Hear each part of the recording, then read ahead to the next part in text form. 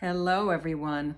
I'm Deborah Roth from Spirited Living and happy to be here to offer to you the sixth in my video series with the Wellness Universe of spiritual practices, my favorite spiritual practices, which if you've seen any of the other ones before this, you know that they're all near and dear to my heart. I don't think I have a favorite, although sometimes I say I do.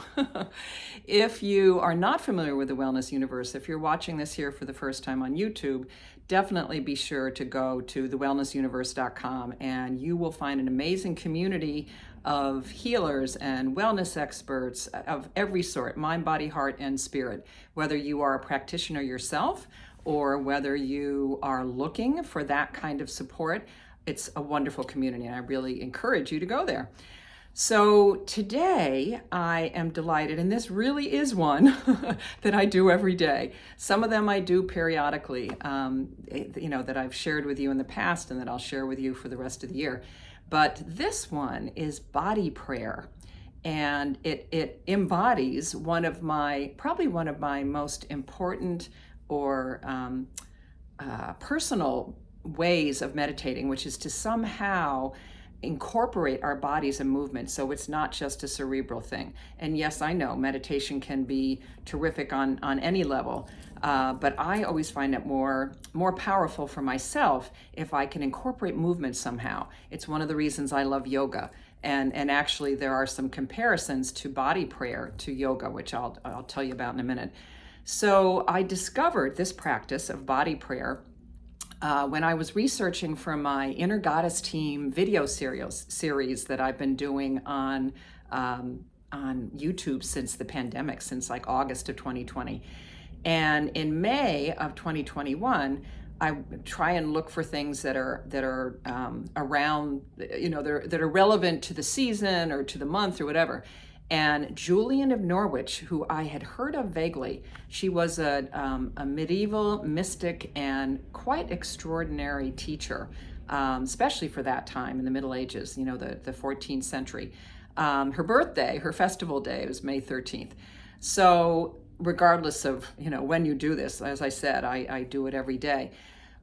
One of the ways that she was extraordinary is that she did end up with such a big following. This was a really tumultuous time in Europe, in the world, really. And part of that was because of the plague. And there's a lot that we don't know about her. We're not even sure if her name was Julian of Norwich, but she lived in Norwich. Her name was Julian, so she's become Julian of Norwich. It is believed that both her husband and her children died during the plague, during their version of the pandemic. And she herself, only at the age of 30, had a life-threatening illness, it's not really defined what it was, to the point where she was administered last rites by the church. And during that time and afterwards, she had these visions. And the visions were, again, very unusual for that time, very much about embracing both the masculine and the feminine sides of God, which you got to know back then. The men of the church were all about transcending the body, that it was an unimportant and in fact evil vehicle that we happen to have to live in. She believed that everyone, women and men, should embody and this was a very feminine way of believing and thinking, should embody their relationship with their body. So she called it oneing.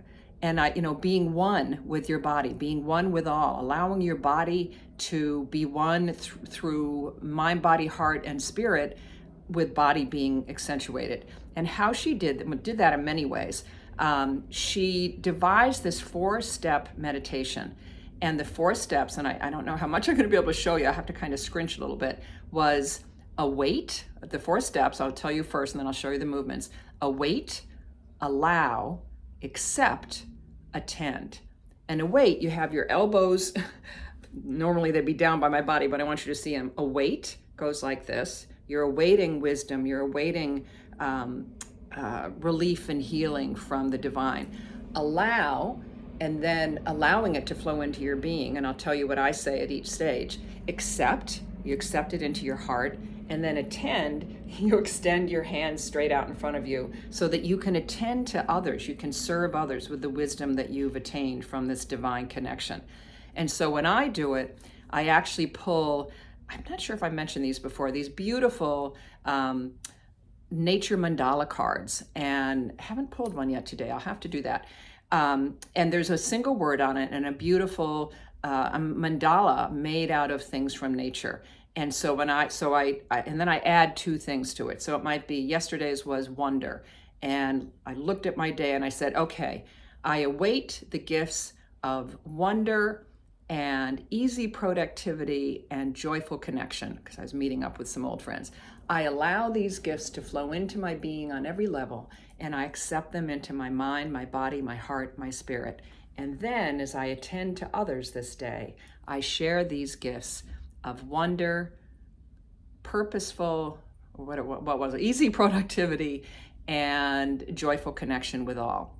And because, and there is, and as I said, that's something that yoga is very much in tune with, is how important it is to not just mix the spiritual practice of yoga, of which there is a very deep history, but also the physical embodiment of it. And that it's, when we access the divine through our bodies, that's what oneing is, which, you know, of course, I believe, I probably say it every time that I do one of my Inner Goddess Team videos, that I believe is what this world very sorely needs. So I invite you to take it in, to do your own research. I will include in the YouTube description of this video. Again, if you're watching it on Wellness Universe, you can watch it there. And if you go to the YouTube description, I will include the link, which will include a lot of this information, obviously, to the video that I did back in May of 2021, originally introducing the mind or the await, allow, accept, attend. And let's see, what else do I want to tell you about it? She is thought to be the first English female writer of a book, and it was called Revelations of Divine Love. And in her visions, she had, it's so beautifully expressed just in some of the few pages I read about her. Well, not few, actually a lot I read about her. She talks about, in one of the chapters in this book, she talks about this little tiny thing that's the size of a hazelnut in the palm of her hand. And she said, I looked at this with the eye of my soul, and I thought, what is this? And the answer was that it is all that is made. And this tiny thing had properties in it that said that the divine made it, the divine loves it, and the divine preserves it. So you get a sense of the background of this beautiful practice. So again, I'll encourage you can do it with me this time. And think about the qualities that you want to imbue the rest of your day with. And we can say, I await the qualities or the gifts or the blessings of fill in the blank. I allow these gifts to flow into my being on every level, and I accept them into my mind, my body, my heart, my spirit. And then I always repeat, and you don't have to do 3, you can do as many as you want, or just do 1. As I attend to others this day, I share these gifts of fill in your blank. So it's await, and then I do await, allow, accept, attend, without saying without adding anything to it. So I do it out loud, the things that I want to embody, the blessings or gifts or qualities, however you want to put it. And then I just do await, allow, accept, attend 3 times. And then I go back and say it out loud. So I would love to hear what your experience of this is. I have shared it with so many people and just get such lovely responses. So please do some research about Julian of Norwich. You can check her out in my Inner Goddess Team videos on YouTube, and let me know how it resonates with you. Thanks so much, and thanks to the Wellness Universe for providing this beautiful space to share some of my favorites with you.